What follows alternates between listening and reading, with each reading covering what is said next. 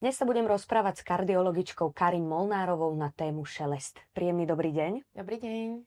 Ako by ste možno lajkovi opísali, čo to ten šelest znamená a v podstate, ak to teda už lekár zistí, čo sa u toho pacienta možno mení?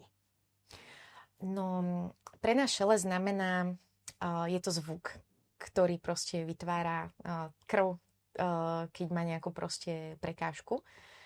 Takže je to vlastne ako keby zvuk, ktorý, to je aj na preventívnych prehliadkach, že pani doktorka alebo pán doktor teda počúva tým fonendoskopom, tak my vlastne počúvame aj toto. A mal by sa vás popýtať potom nejaké ďalšie otázky a po prípade teda doporučiť kardiológa, aby sa na to pozrel. Môžeme ten šelest celý život mať a ani o ňom nemusíme vedieť, že môže byť neškodný pre nás? Áno, a práve v podstate niektoré práve tie šelesty sú, alebo sa nám vyvinú, ukážu až práve v takom tom vyššom veku. Takže môže. A aký je rozdiel medzi funkčným a patologickým šelestom?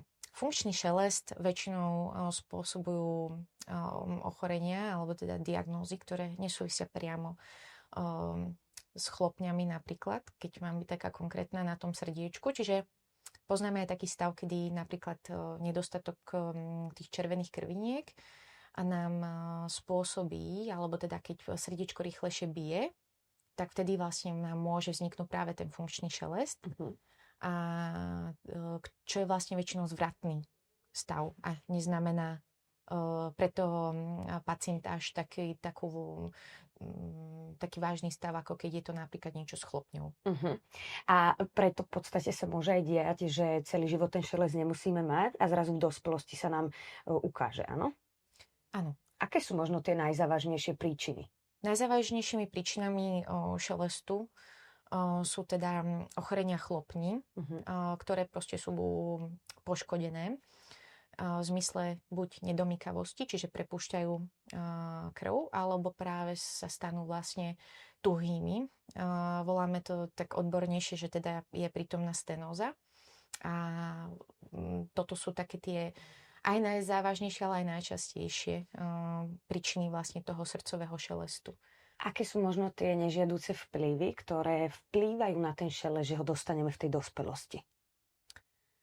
Najzávažnejšími príčinami sú v podstate napríklad teda aj vysoký krvný tlak, kedy dochádza vlastne k opotrebovaniu, potom je to napríklad aj cukrovka, zvýšený vlastne cholesterol a také tie naše typické rizikové kardiologické faktory, ktoré vlastne teraz sme spomenuli. Tomu batoľaťu sa robí už toto vyšetrenie na ten šelest úplne v tej prvej fáze toho života? Áno, patrí to medzi vlastne štandardné vyšetrenia, kedy neonatológ si vlastne vyšetrí toho novorodenca. A samozrejme, tam sú potom o dosť vážnejšie príčiny, kedy napríklad, že zmodrávajú alebo majú teda krče, kedy určite je evidentne prítomné niečo, že niečo nie je v poriadku.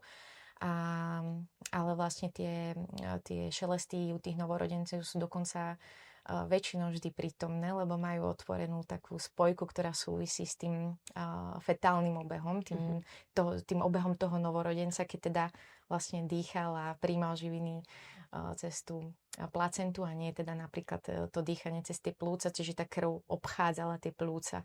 A tam je taká spojka a ona sa potom uzatvára v tých prvých týždňoch až mesiacoch vlastne života. A u toho dospelého, ako sme spomínali, zväčša je to na tej preventívnej prehliadke, že to lekár započuje. Potom sa ako postupuje? A aké vyšetrenia teda už robí ten kardiológ? Postupuje sa teda tak, že napríklad, čo sa stretávam s požiadavkou, že vypýtajú si tí obvodní lekári alebo aj iní špecialista, napríklad internista si vypýta sonografické vyšetrenie srdiečka, kde sa ku každej chlopni aj celkovo tomu stavu toho srdiečka vlastne vyjadrujeme. A niekedy vlastne aj ten šelest môže byť hlučnejší alebo silnejší. Myslíme si, že ten stav bude vlastne závažný, ale zistí sa, že teda ešte máme čas na sledovanie toho vlastne pacienta. A potom teda si napríklad prevezmeme toho pacienta do našej starostlivosti kardiologickej alebo len doporučíme pravidelné kontroly, napríklad tie sonografické, kde si to vlastne v nejakých intervaloch buď ročných alebo aj väčším časovým odstupom sledujeme a vlastne si to kontrolujeme. Je možné, aby človek započul ten šelest aj sám, alebo to je nereálne? Ešte som sa s tým nestretla, že by mi to pacient povedal, že teda, že prichádza s tým, že počuje si svoj vlastný šelest a že by teda chcel byť vyšetrený, alebo že teda, že či sa nedá na to proste pozrieť, tak s týmto som sa ešte nestretla. A dá sa vyliečiť ten šelest vôbec? Častokrát stačí len nejaké vlastne sledovanie. Častokrát vieme ovplyvniť tie pridružené rizikové alebo pridružené vlastne ochorenia. Ale vyliečenie vlastne, ak sa teda jedná napríklad o chlopňu, ktorá je chorá, tak sa potom vlastne môže nahradiť tá chlopňa. Ako to môže ovplyvniť napríklad fyzické zdravie, športovanie u toho nejakého jedinca, ak ho trápi šelest?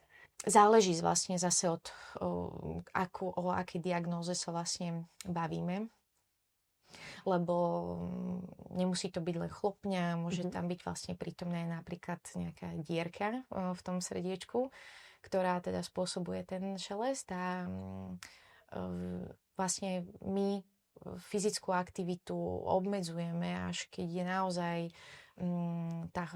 tá vlastne diagnóza závažná. Väčšinou teda vyžadujeme práve, aby sa vlastne neobmedzujeme toho pacienta na tej fyzickej aktivite. Čiže bežne, ak človek má ten šelest, tak môže aj športovať, klasicky chodiť do práce, aj robiť náročnejšie aktivity, áno? Áno. Vždy v podstate ten benefit z toho pohybu prevyšuje vlastne to riziko, ak by sa pacient vlastne nehýbal a povedal si, dobre, tak ja som teraz vážne chorý a už vlastne len budem sedieť, hej. Aká je tá možno najzávažnejšia fáza toho šelestu? A kam to až môže v podstate zájsť?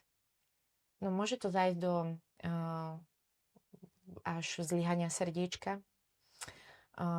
Môžu sa vlastne pridružiť rôzne arytmie a potom sa dostávame do takého zacikleného stavu, kedy už vlastne bez nášho nejakého zásahu, napríklad teda výmena tej chlopne alebo úprava vlastne tej liečby, tak ten pacient sa má vlastne veľmi zlá, tá kvalita života nie je dobrá.